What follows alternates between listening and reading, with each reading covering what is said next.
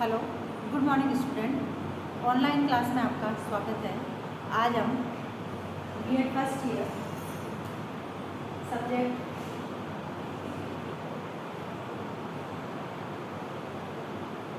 अधिगम और शिक्षण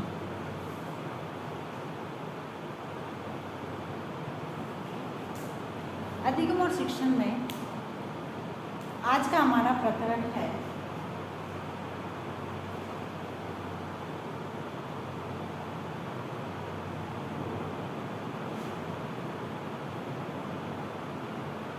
अवधान की दशा।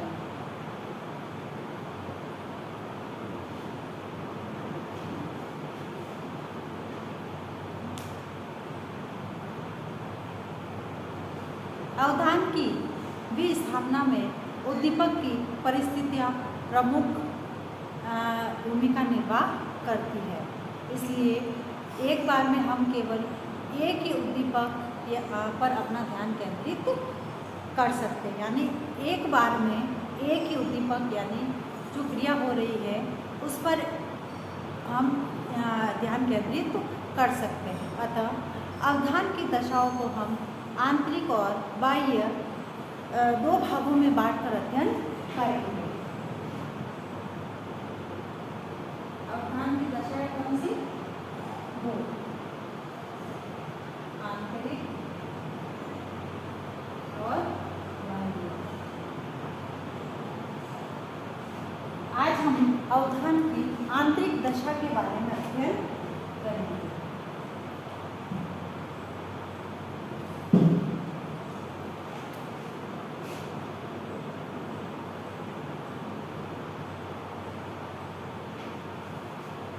अवधान की आंतरिक दशाएं।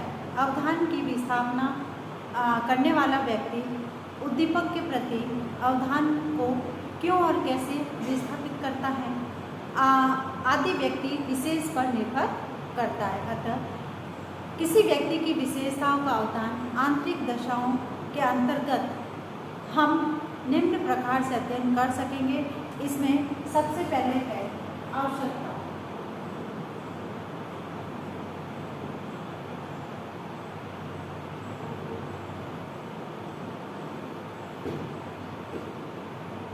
सबसे पहला है आवश्यकता, यानी अवधान और आवश्यकता इन दोनों में घनिष्ठ संबंध बताया है।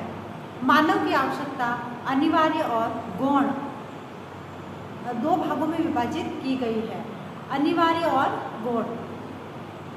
अनिवार्य तो यानी जैसे रोटी, कपड़ा और मकान, ये सब मानव की ये अनिवार्य आवश्यकताएं हैं। और दूसरी है गौण।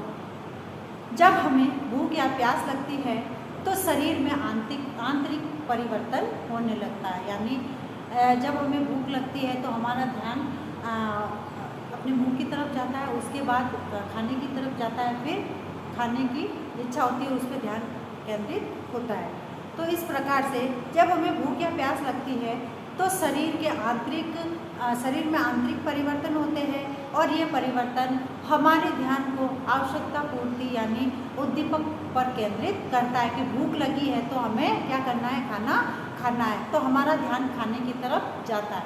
हमें प्यास लगती है तो हमारा ध्यान पानी की तरफ जाता है।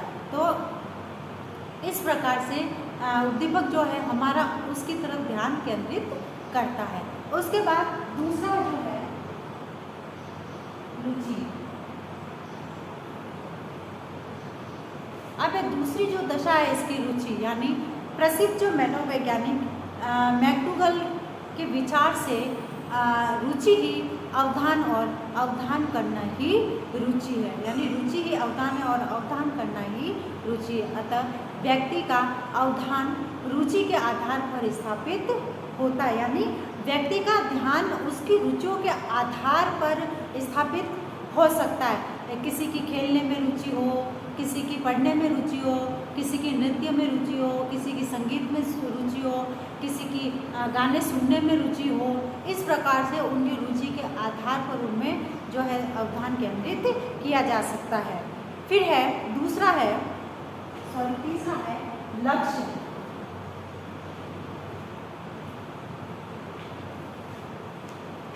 अब जो है चयन किए गए लक्ष्यों के उद्देश्यों को पूरा करने के प्रति व्यक्ति क्रियाशील रहता है,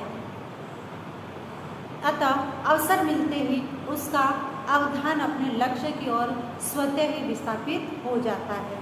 जैसे छात्र का अवधान पढ़ाई पर स्थापित होता है, यानी किसी भी काम को करने के पीछे हमारे कुछ उद्देश्य होते हैं और कुछ लक्ष्य होते हैं, और जब हमारा लक्ष्य प्राप्त करना होता है तब हमारा स्वतः ही ध्यान है ना उस उद्देश्य या लक्ष्य की तरफ चला जाता है। जैसे बीएड करने के पश्चात शिक्षक बनना है तो हमारा ध्यान या हमारा अवधान, हमारी पूरी अटेंशन हमारी उस शिक्षक की तैयारी पे लग जाती है, और यही जो है हमारा उद्देश्य व लक्ष्य भी होता है।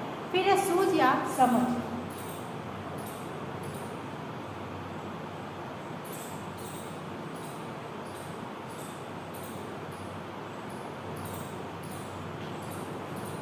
अब है सूझ या समझ में, जैसे स्पीयरमैन ने मानव बुद्धि के विशिष्ट तत्व और सामान्य तत्व बताए हैं। स्पीयरमैन ने मानव बुद्धि के 2 तत्व बताए, विशिष्ट तत्व और सामान्य तत्व। जो व्यक्ति अपनी विशिष्ट किसी क्षेत्र में प्रकट कर चुके हैं उसे उद्दीपक के मिलते ही उसका ध्यान उस ओर चला जाता है, यानी कलाकार का मतलब उनको अपनी सूझ या समझ के आधार पर जब उनको विशिष्ट तत्व मिलते हैं तो उनका ध्यान स्वतः ही उस ओर चला जाता है। जैसे कलाकार को कलाकृति जो बनी हुई है उसकी तरफ उसका ध्यान आकर्षित होता है। उसके बाद जैसे संगीतकार है तो यदि वो संगीतकार है तो संगीत की तरफ उसका ध्यान केंद्रित होता है। उसके बाद आता है आदत।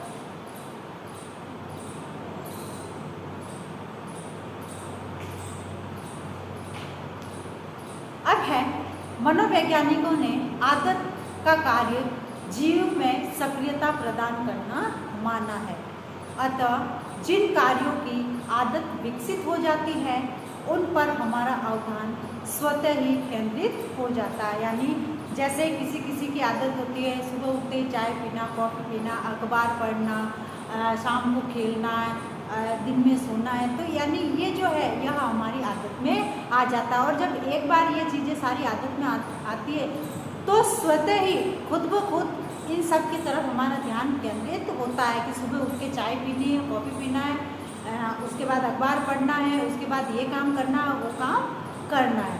फिर उसके बाद आता है मानसिक दशा।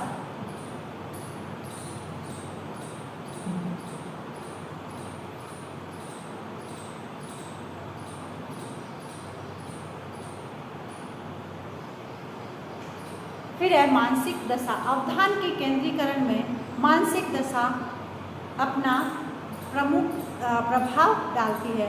हमारा मन कभी प्रसन्न और कभी अप्रसन्न रहता है, यानी कभी हम खुश रहते हैं, कभी दुखी रहते हैं, कभी प्रसन्न रहते हैं, कभी अप्रसन्न रहते हैं। जब वह किसी उद्दीपक पर स्थिर हो जाता है तब वह अपनी मानसिक दशा के अनुसार व्यवहार करता है।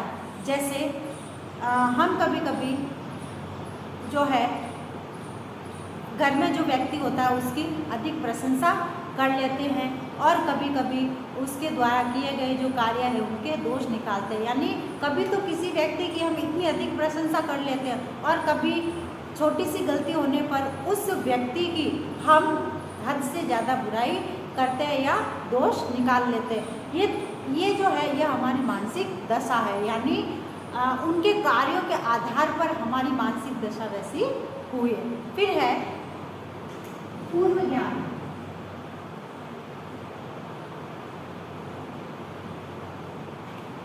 अब जो इसकी अवधान के आंतरिक दशा के अंतर्गत लास्ट जो है वह है पूर्व ज्ञान, यानी थॉर्नडाइक और जो हर्बर्ट हैं इन सभी ने यह स्पष्ट किया है कि बालक की शिक्षा पर उसके पूर्व ज्ञान का प्रभाव पड़ता है।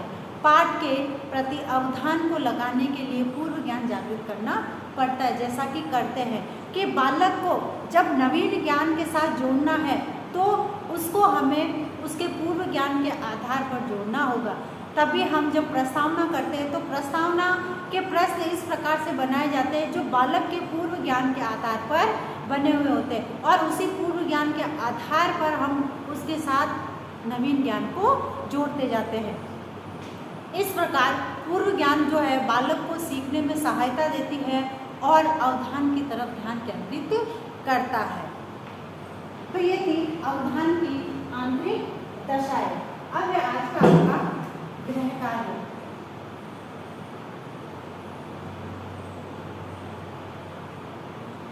अवधान की आंतरिक दशाओं का